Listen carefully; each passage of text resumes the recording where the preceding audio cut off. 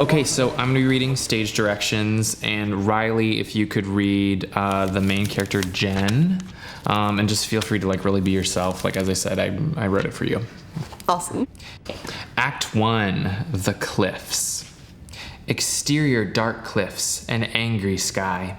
Wind and rain pelt the jagged stones, lightning momentarily illuminating their razor-sharp edges.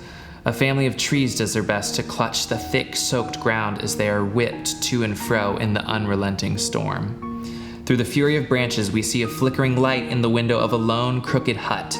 This is the cabin of Genevieve St. Clair. Interior, Genevieve's cabin, candlelight. Genevieve, late 20s, speaks softly to herself as she replenishes burned-down wicks with new tapers. Just a little while longer and it will all blow out to sea. Just a little while longer now. Genevieve finishes lighting the candles and holds one up to the window, illuminating her face. We see now that she is a breathtakingly ugly woman. Her face is dour and unwelcoming, in every sense of both words. A face not even a mother could love.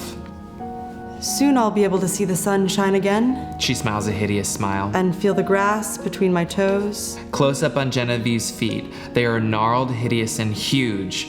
The type of feet that children would scream to look at, and everyone can tell even through her shoes. She reaches down to flap at one with her big pancake-like hands when suddenly there's a noise. A handsome young man, Andy, enters. Hello there, Genevieve. Hello, my sweet Andy. Andy turns away to hide his repulsion. He has been staying with poor, lonely, ugly Genevieve out of the kindness of his good heart. She waddles towards him, her clown feet slapping on the wooden floor, her breath labored and mouthy. We see Andy's shoulders tense as she reaches out with her sausage fingers to touch him. Okay, cool. So this is going really well. I love it. Yes, you have such a gift with words. The images are just popping out. Yeah, just all the pops. I just want to make sure that I am making extreme enough choices to really get inside of this other person. You know, it's such a crazy character. I just want to make sure that I'm honoring the text. You're reading it perfectly. I mean, you talk about smack dab down the wheelhouse. Woo! It was like reading a picture. Yeah, she's really coming alive off the page. Like I said, I pretty much just wrote her exactly for you. Right, as like a character that I would play because I love extreme choices. Yeah, right? No, she's more like exactly you. Like if you're in the middle of a storm. So can we just keep reading? It's about to get really good. Yeah, okay.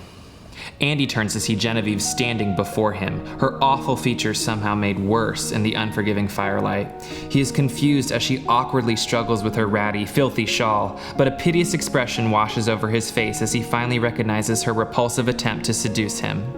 Oh, dear Andy, please. I'm so desperate and so lonely.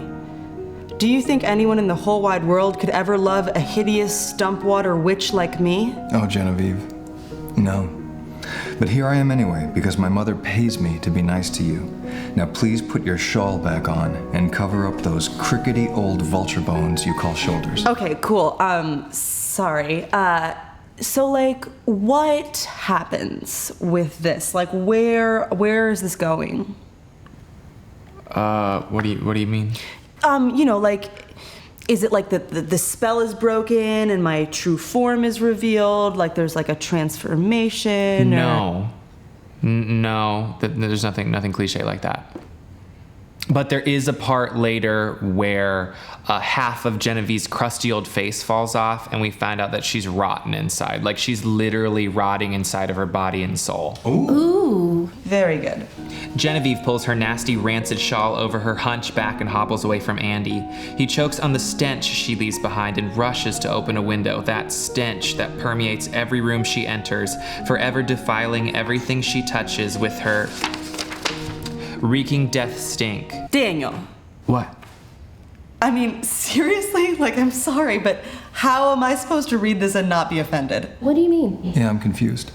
Well, apparently you all think I'm just perfect to play like a wretched, stinking, rotting death witch. Riley, this is a great role. For a woman your age, it's perfect. Genevieve is the main character. Like she's the lead. The whole story's about her. She's in the title.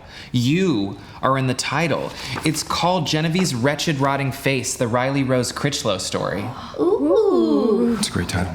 Daniel, that is so mean. No, it's not. It's not mean. No, please, just keep reading, please. You'll see. It's okay. It's okay. Just keep reading. All right? Yeah. Yeah. Andy rushes from the room, leaving Genevieve alone with her thoughts. She looks down at her hands, and a thought creeps into her mind. A thought that warms Genevieve to the bone, even in the midst of the driving storm. She realizes that despite her outward appearance, despite the townsfolk who are so cold and cruel, despite the many obstacles life has thrown in her path, Genevieve is happy. For she has inside of her a little piece of happiness that no one can ever take away. She knows who she is, and she smiles. And then she poops all over the floor like she always does and goes out searching for more babies to eat. That's Genevieve.